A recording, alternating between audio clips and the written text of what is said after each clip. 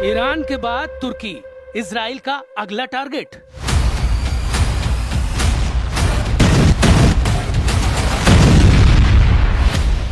Netanyahu versus Erdogan, middle east में नया महायुद्ध।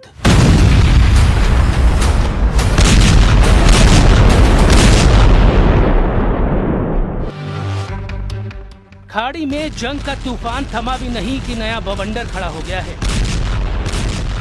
इजराइल ने ईरान पर तूफानी हमले किए, उसके न्यूक्लियर और मिसाइल प्रोग्राम को कुचलने का दावा किया। अब इजराइल के प्रधानमंत्री बेंयामिन नेतन्याहू ने अगला टारगेट चुन लिया है।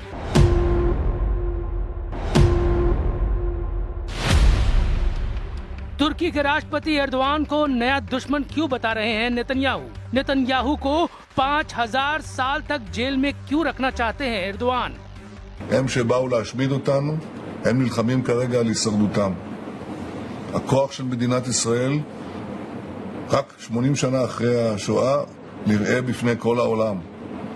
גם אם העולם שכח את לקחי השואה, אנחנו לא שכחנו.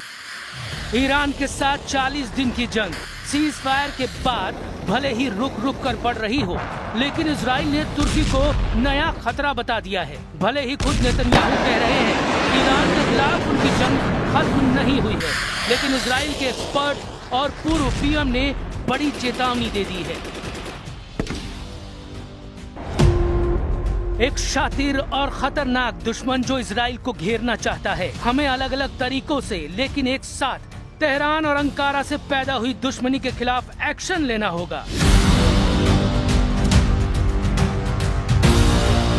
तुर्की नेटो का सदस्य है, लेकिन रुख पूरी तरह इजराइल के खिलाफ है। एर्दोआन खुलकर कह चुके हैं इजराइल इलाके में खलबली मचा रहा है और अस्थिरता फैला रहा है, जबकि कई रिपोर्ट्स में ये दावा किया गया है कि इजराइल के लिए एर्दोआन सबसे खतरनाक नेता है। 2 दिन पहले तुर्की विदेश मंत्रालय के ट्विटर हैंडल से एक लेटर जारी किया गया, जिसमें लिखा गया, नेतन्याहू ने जो अपराध किए हैं वो आज के समय के हिटलर के हैं। उनका ट्रैक रिकॉर्ड भी यही है। नेतन्याहू के खिलाफ युद्ध अपराधों और मानवता के खिलाफ किए अपराधों के आरोप में अंतर्राष्ट्रीय कोर्ट ने गिरफ्तारी वारंट जारी किया है। नेतन्याहू और इजराइल की सरकार अंतर्राष्ट्रीय कोर्ट में कार्रवाई का सामना कर रही है। लेकिन इजराइल की सबसे बड़ी टेंशन ईरान नहीं, बल्कि लेबनान का हिजबुल्लाह है। सीज फायर के बाद भी इजराइल और हिजबुल्लाह में जंग की रफ्तार नहीं थमी। दोनों करीब 2.5 साल से एक दूसरे के खिलाफ युद्ध लड़ रहे हैं। 7 अक्टूबर 2023 को हमास ने कई मोर्चों पर इजराइल के खिलाफ हमला कर बड़ा झटका दे दिया था। इसमें 1000 से अधिक इजरायली मारे गए और सैकड़ों को बंदी बना लिया गया। 8 अक्टूबर 2023 को इजराइल ने हमास पर पलटवार किया तो हिजबुल्लाह एक्टिव हो गया। हिजबुल्लाह ने इजरायली बॉर्डर को रॉकेट हमलों से धुआं कर दिया और तब से हिजबुल्लाह और इजराइल के बीच जंग छिड़ी हुई है। करीब 2.5 सालों से इजराइल हिजबुल्लाह को बॉर्डर से पीछे धकेलने में लगा है। הייתי אי שם בלבנון, ברצועת הביטחון עם כוחותינו, עם חיילי המילואים הנפלאים שלנו, עם המפקדים הנועזים. הם עושים שם עבודה מדהימה, ברוח איתנה, בנחישות גדולה, ובהצלחות גדולות שכמובן צריך להכיר בהם. הדבר הראשון, अमेरिका ने सीज फायर करवाया, लेकिन इजराइल इसके खिलाफ था। इजराइल के अंदर ही सवाल उठने लगे, क्या इजराइल का ऑपरेशन नाकाम साबित हुआ? लंबी जंग लड़ने के बाद भी ईरान खत्म नहीं हुआ। हिजबुल्लाह अब भी एक्टिव है, ऊपर से नया मोर्चा खुल गया है। अगर तुर्की और इजराइल आमने सामने आए तो ये सिर्फ 2 देशों की लड़ाई नहीं होगी, नेटो बनाम मिडिल ईस्ट की जंग शुरू हो जाएगी। मुस्लिम दुनिया और इजराइल के बीच जंग का नया मोर्चा खुल जाएगा और एक नया लेकिन बड़ा युद्ध संकट शुरू हो जाएगा। तुर्की पहले ही चेतावनी दे चुका है और अपने इलाके में सैन्य तैयारी बढ़ा रहा है। इजराइल और तुर्की के बीच जंग का मतलब है multi front war. Gaza, Lebanon, Syria होते हुए भूमध्य सागर तक जंग पहुंच जाएगी। तुर्की नेटो का सदस्य है तो इस जंग में नेटो भी उलझ जाएगा। इजराइल इस जंग को परमाणु हमले तक ले जा सकता है।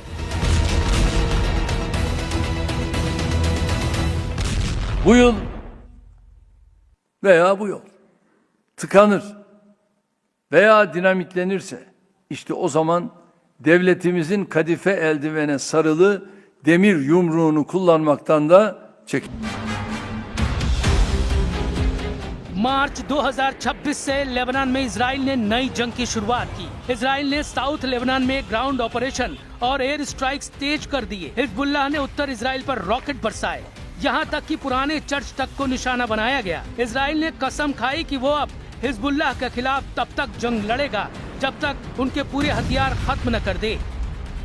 इस जंग से लेबनान की सरकार इतनी डर गई कि उसने वॉशिंगटन तक से बात की, लेकिन हिजबुल्लाह ने इजराइल से बात करने से इनकार कर दिया। हिजबुल्लाह ने कहा कि इजराइल के साथ बातचीत का मतलब है सरेंडर।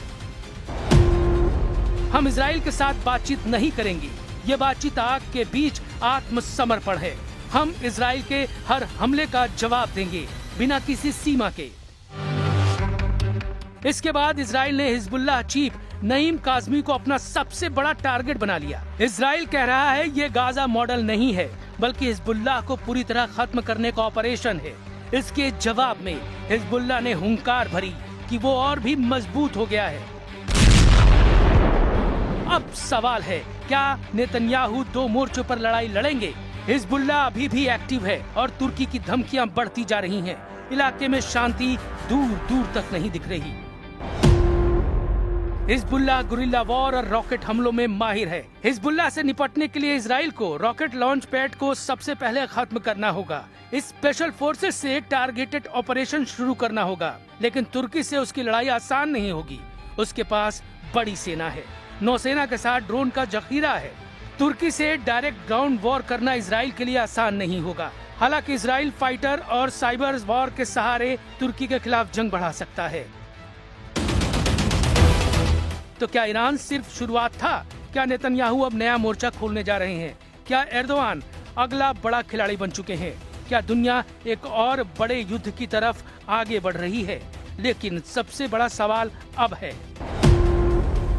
क्या नेतन्याहू जानबूझकर जंग का दायरा बढ़ा रहे हैं? क्या एर्दोआन खुद को मुस्लिम दुनिया का नया लीडर साबित करना चाहते हैं? और क्या हिजबुल्लाह इस पूरे खेल का सबसे खतरनाक मोहरा है? लेकिन इस पूरी जंग में एक और खतरनाक परत छुपी हुई है। ये सिर्फ इजराइल बनाम हिजबुल्लाह या इजराइल बनाम तुर्की की लड़ाई नहीं है, बल्कि ये बनती जा रही है पूरे मिडिल ईस्ट की एक नई जंग।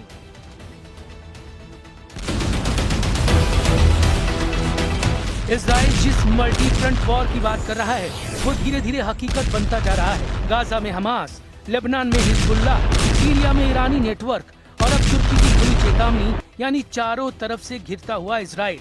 ईरान से शुरू हुई ये जंग अब तुर्की, लेबनान और पूरे मिडिल ईस्ट को निगलने की तरफ बढ़ रही है। और सवाल सिर्फ ये नहीं है कि अगला निशाना कौन है, सवाल ये है, क्या दुनिया इतनी बड़ी जंग के लिए तैयार भी है?